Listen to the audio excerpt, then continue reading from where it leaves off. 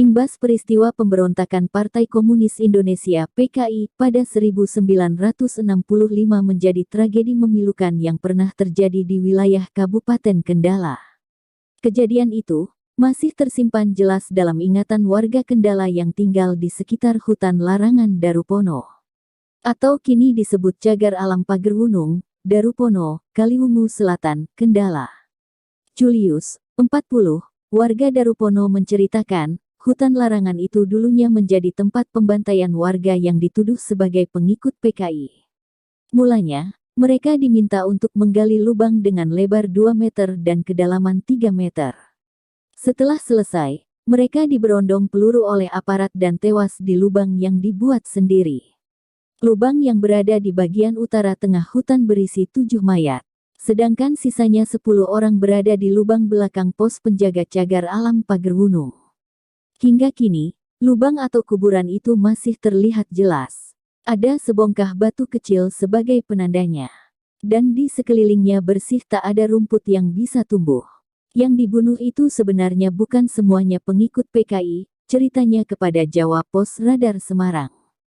Untuk membuktikan, Julius mengajak wartawan koran ini menuju ke lokasi pembantaian. Benar saja, saat mendekati kuburan hawa dingin hutan seketika menusuk kulit. Ditambah kesunyian hutan, membikin wartawan Jawa Pos Radar Semarang merinding. Luas hutan Darupono itu mencapai 3,2 hektare. Menurut pengalamannya, masih banyak hewan liar yang tinggal. Seperti monyet, babi hutan, ular besar. Di hutan itu, juga ada pohon jati raksasa. Ukurannya lebih dari 8 orang yang merentangkan tangan mengelilingi pohon. Julius mengaku, ketika mengantarkan temannya mencari nomor togel di kuburan itu, dia melihat sebuah perkampungan zaman kuno.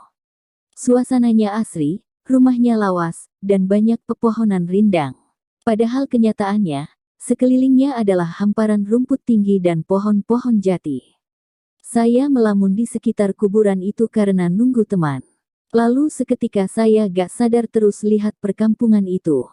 Untungnya pundak saya ditepuk oleh teman. Dan mata saya sudah melihat suasana normal lagi, akunya. Tak hanya itu, Julius bersama istrinya yang sudah 4 tahun berjualan di pinggir jalan hutan Darupono itu beberapa kali mengalami kejadian mistis. Hingga dia pernah didatangi sosok tanpa kepala, yang diduga adalah korban pembunuhan 1965 silam. Hal mistis lainnya, ketika ada ular piton besar menampakkan diri. Ular itu hanya lewat dan tidak mengganggu pengguna jalan. Tapi yang lihat pasti kaget. Karena memang sangat besar, ungkap Is, 38, istri Julius. Is menceritakan, saat berjualan dia sering mencium bau harum. Terkadang juga bau seperti kemenyan. Pada 2018, Is menjumpai hal mistis di hutan Darupono itu. Saat itu, ada sebuah keluarga berkunjung ke hutan. Ada suami istri dan 1 anaknya. Is melihat, keluarga itu ada 4 orang. Yakni 2 anak dan ibu bapaknya. Awalnya Is merasa biasa saja. Saat mengetahui jika anak pengunjung itu hanya 1, dia kaget. Yang saya lihat itu anaknya 2. 1 pakai topi dan 1-nya enggak. Terus pas saya tanya malah diketawain sama si ibunya. Malahan bapak si anak itu bilang kalau di dalam hutan melihat anak kecil perempuan pakai gaun, terangnya. Selain itu, ada juga monyet raksasa yang tinggal di hutan Darupono. Monyet itu tidak mengganggu warga atau pengunjung.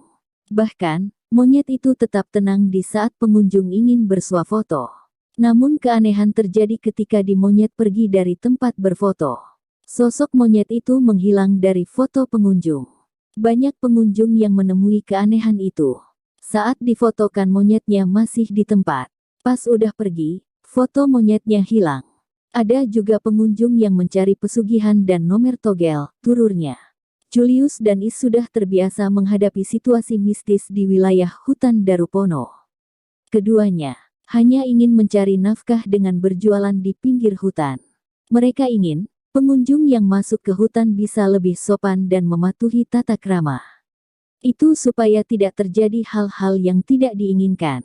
Paling tidak, saat masuk ke dalam hutan harus permisi atau kula nuwun. Hutan Darupono memiliki banyak hal mistis lainnya. Kendati begitu, banyak pengguna jalan yang lewat dan berhenti untuk bersuah foto di wilayah hutan.